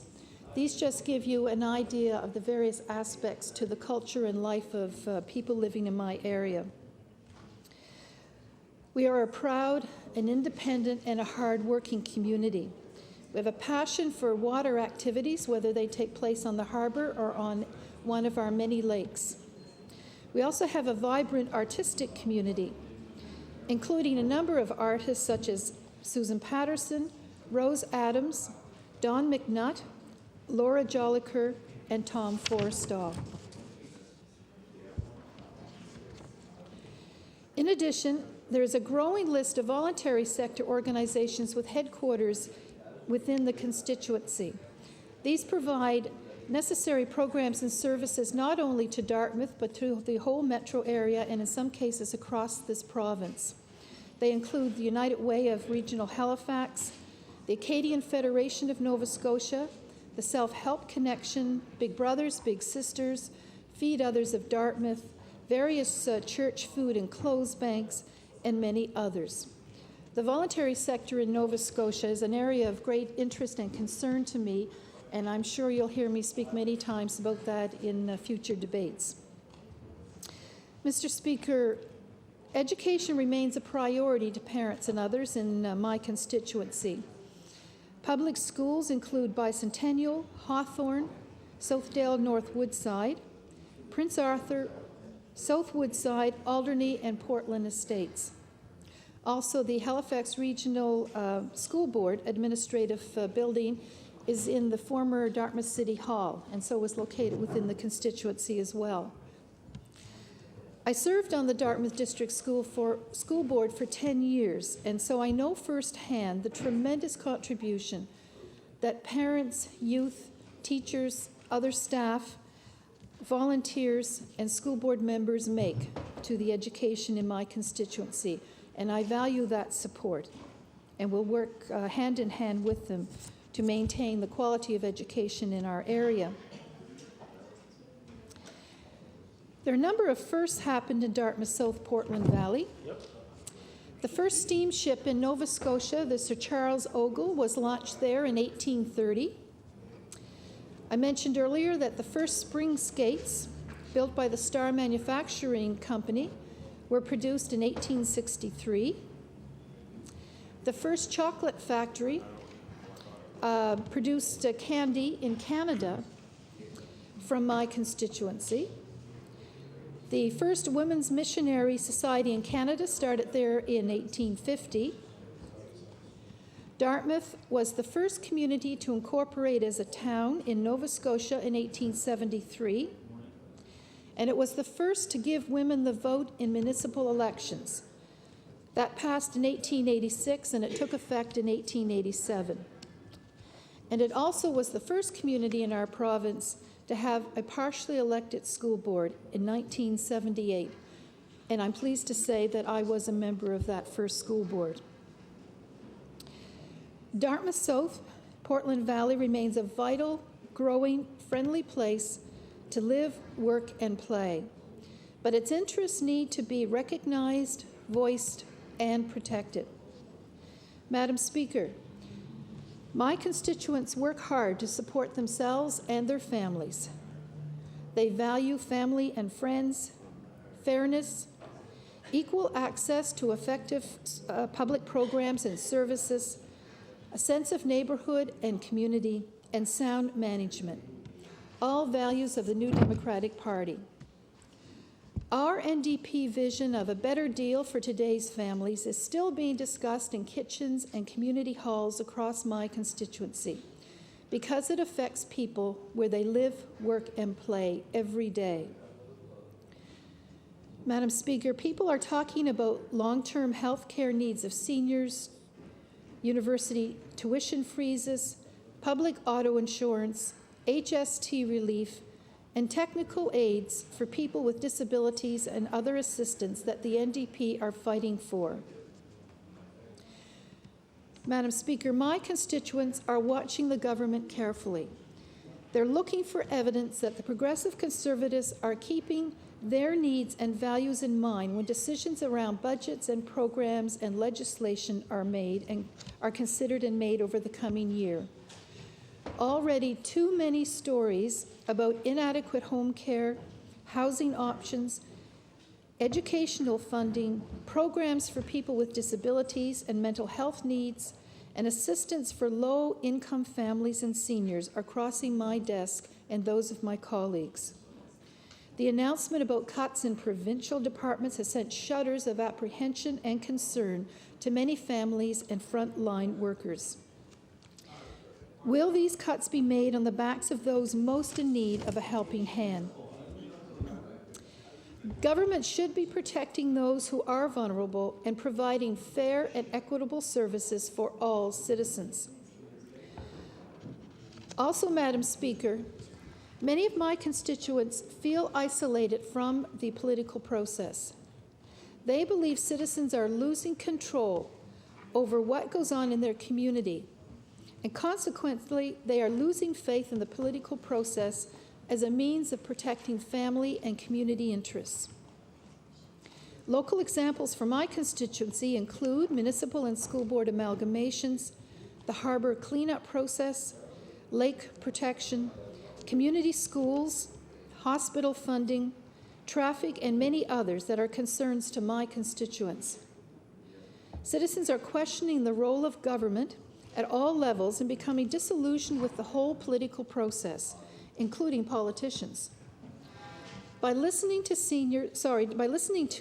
citizens, including seniors, and respecting their needs and priorities, my caucus is trying to reverse the sense of isolation.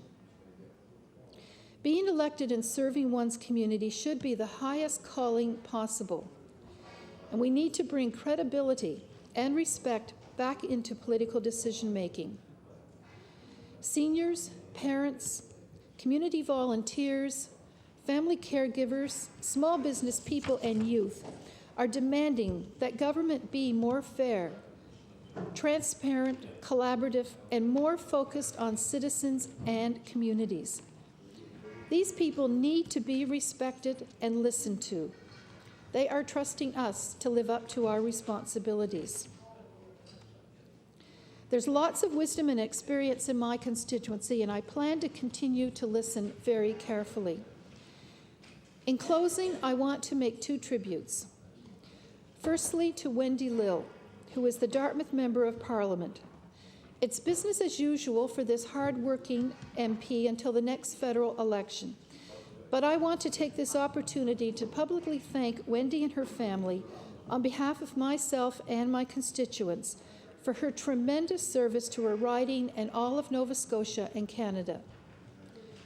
Her strength of character and intelligence, her wit and gift of language, and her compassion and caring have been inspirational. And I am proud to have Wendy Lill and her family as constituents of Dartmouth South Portland Valley, and will value her continuing involvement in our community. My second tribute is to the residents of Dartmouth South Portland Valley, who continue to support each other through the aftermath of Hurricane Juan. Some areas of my constituency suffered severe damage, but neighbors, friends, and family came together to share food and accommodations, to organize work parties and child care, and to support those in need. I applaud both the efforts of the volunteers and staff working within my constituency. As you may have gathered, I feel quite passionate about my community of Dartmouth South Portland Valley, the people, the institutions and values, our past and our future. It's an amazing privilege to serve as the MLA, and I take this responsibility very seriously. And I promise to do my utmost to serve my constituents to the best of my ability. Madam Speaker, thank you.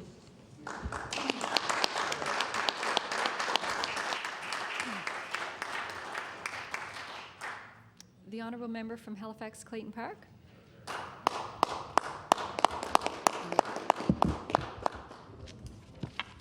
Thank you very much, Mr. Speaker. Madam Speaker, I'm sorry.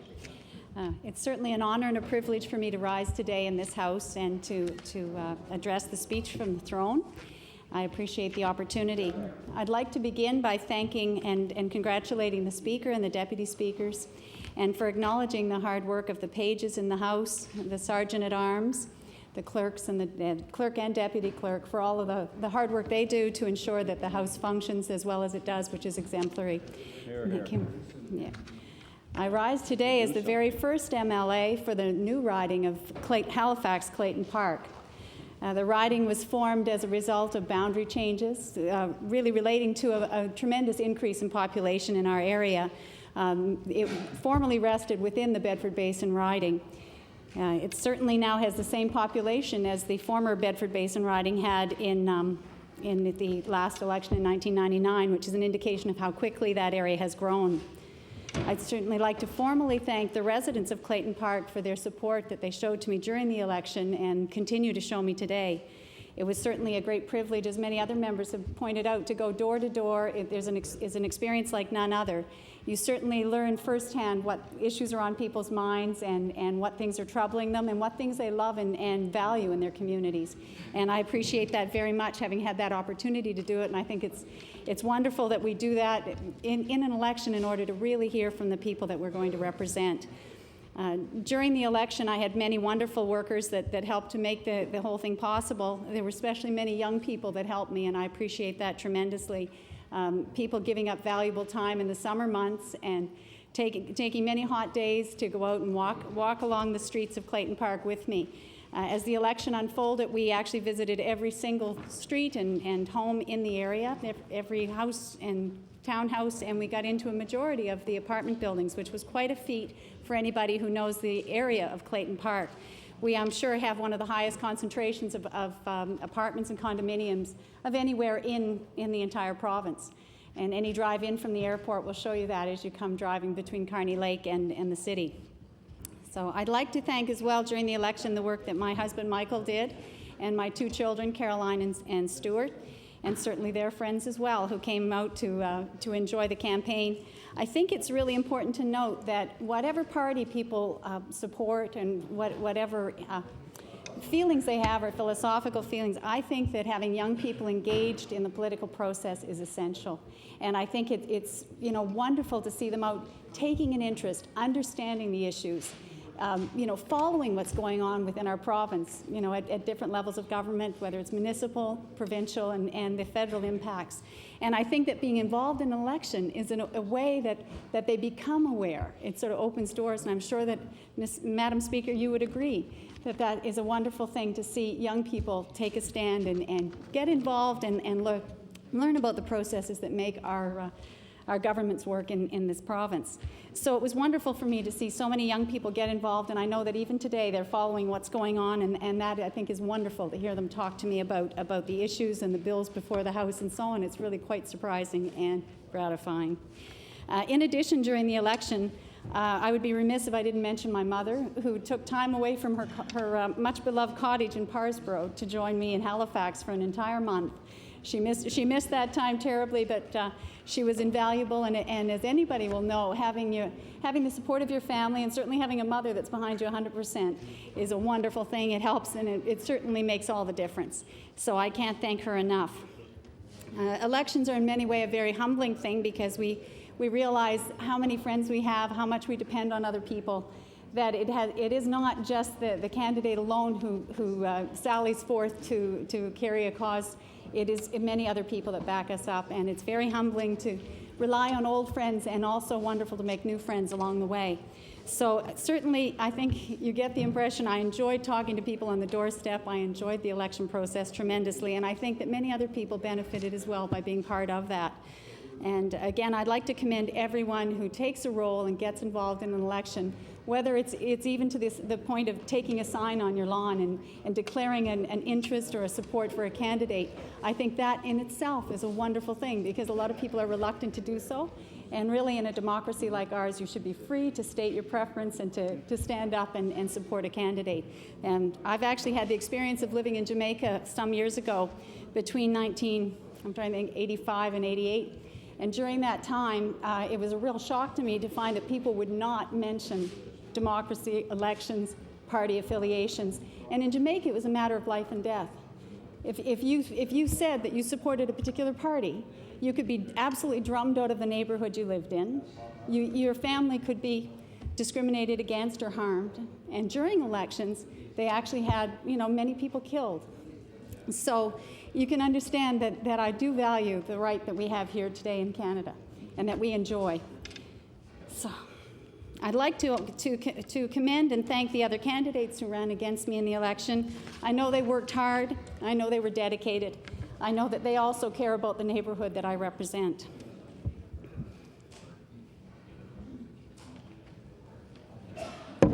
Thank you. During the election, I pledged to work hard for the community, and I pledged to speak out on issues that will affect the residents in my area. And I'd like to reaffirm that pledge and say that I will be a strong voice for the community that I live in. It's interesting to look back and think what brought me to an election that would ultimately lead to my being here in the House today. I studied here at Dalhousie University for 5 years, earned a BA and an MBA during that time, and later traveled extensively around the world. I've mentioned Jamaica in passing. My husband who is from Halifax, was recruited into the Foreign Service, and we spent 8 years living abroad during the 1980s. So we lived in South Korea, another country that was not a full-fledged democracy. We then went to Australia and finally to Jamaica. And living in those different countries gives you a perspective. Clayton Park's a great spot. I'll get there. Living in those countries is a tremendous perspective on what is good about Canada.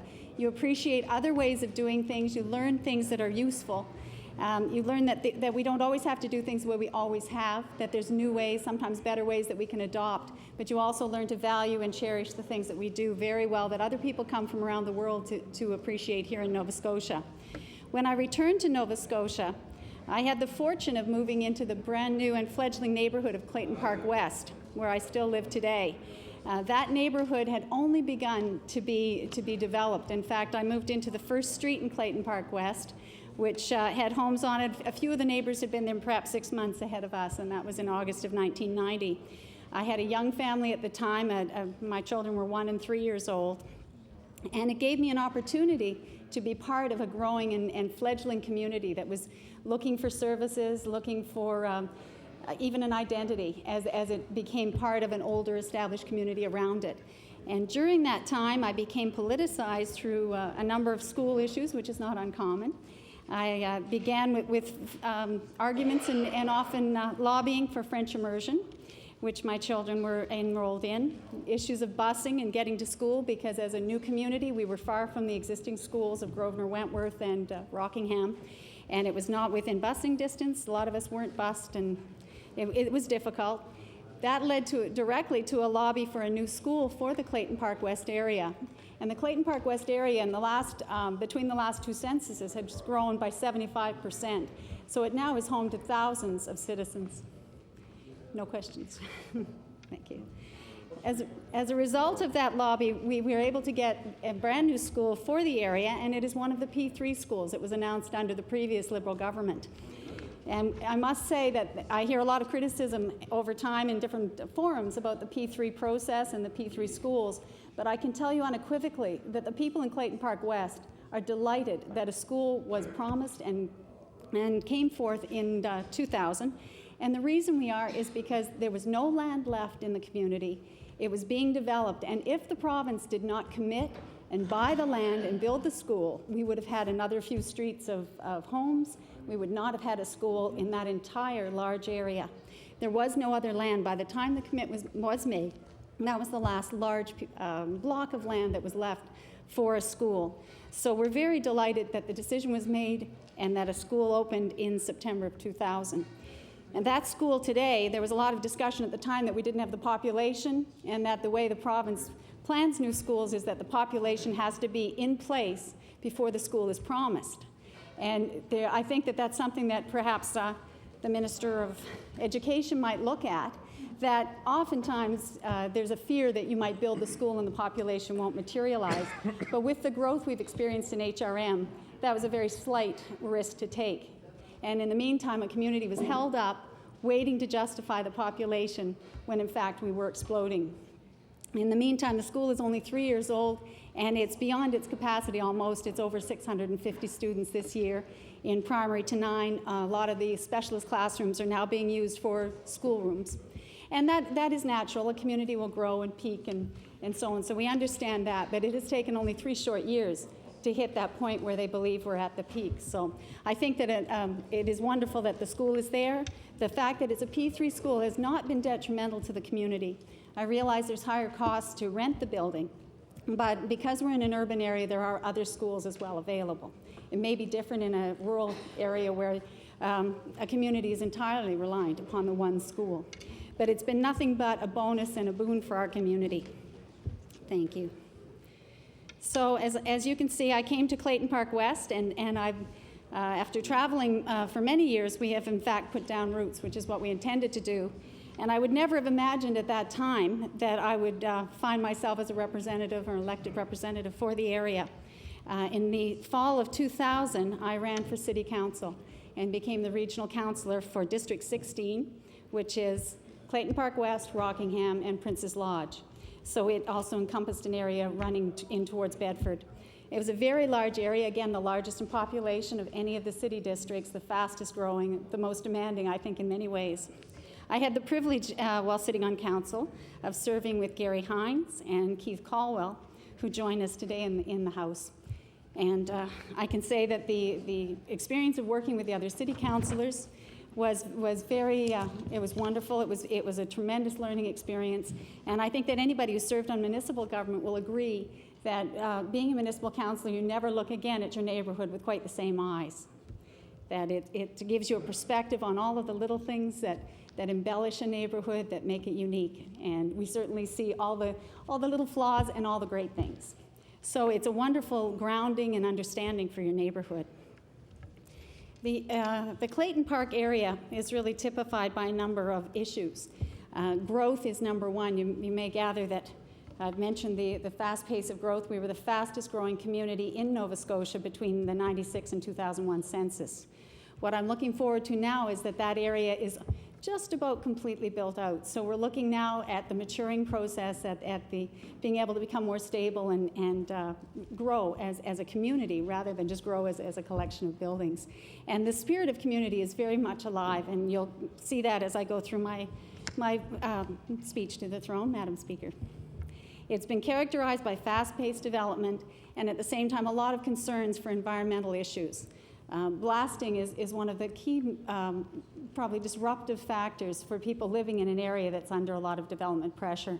Another one is tree cutting, and really I think we should say clear cutting, because there's been a dramatic impact in the area as new buildings have been built. So certainly the residents there are asking for more preservation of land, more respect for parkland and trees, and even better development rules that will help preserve land. The preservation on trees on private property is a provincial matter. It was outside the hands of the municipal council, and I would certainly like to raise the issue here and suggest that that be an area that this government might look at, because we need stronger rules to protect the trees on private properties in order to maintain character in neighborhoods. In relation to the preservation of lands for the future, we have seen a number of examples where the community has come together to protect existing land.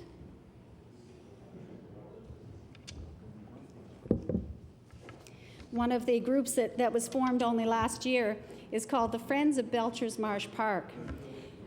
Belcher's Marsh Park it was actually an unnamed marsh area. We couldn't decide whether it was a pond or a lake. Nobody had a name for it. It was a green belt that was left in the center of Clayton Park and Glenbourne subdivisions. And the neighbors around there value it tremendously. For the people who live nearby, they've seen osprey and blue herons, along the shores of the marsh. And at the moment, a few too many ducks are making it home. But we'll work on that. But it is a natural area. People fish there, and it is a real gem in the midst of a highly populated, very densely populated area. And the reason the area was named and the group came together is Friends of Belcher's Marsh Park. I should mention that Mr. Belcher was a Chief Justice in the 1800s in Nova Scotia, and that was where the name came from. And I think it's rather humorous that in originally when the development was being laid out, the developers of this area, and it fell primarily within Annapolis Group lands, did not choose to use that name. I don't think they found it very marketable. But the area is really looking for historic, I think, a grounding in its history. And when the community members came together, they wanted to find a name of a landowner from that area, which had been all trees and woods and just a few camps at one point in time.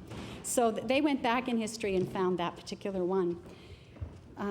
As I say, it's a small area, but it means an awful lot. It has walking trails around it for the people who live in the area, and it's valued by all ages, young and old.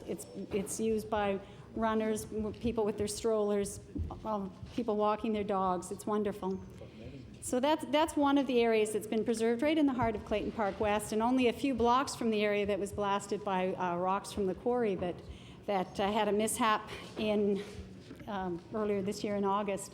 That incident brought a lot of heightened concern about development as well, because a lot of residents were not even aware that the quarry was that close to where homes and apartments existed. And certainly the people were very, very unsettled by the whole thing. They're alarmed. They do want answers, and they want assurances that the quarry will not be blasting again, which they have not up to this point, but we don't want to see them blasting again until the full reason for the mistake and the accident is known. And again, I think it's worth mentioning here today that it was just an absolute miracle that nobody was killed in that incident. With or without, even if we disregard the fact that there are many homes and apartments nearby, there's still a major 100 series highway that runs directly beside that quarry, and safety is of paramount concern to everybody. In the Clayton Park area, we are also characterized by a strong multicultural presence. And I'm sure I'm safe to say that there is no other community in Nova Scotia with as many people from as many different cultures. In our school, Halifax West High School, which was mentioned this morning in one of the resolutions, we have over 50 languages spoken by the students attending that school. And that's mirrored as well at the lower grades in Duke Danville Elementary and Clayton Park Junior High. But you can see that there are people from around the world. Many of them have come here as refugees, some as economic entrepreneurs. So there's a great variety of background and history as to how they've come to be in our community.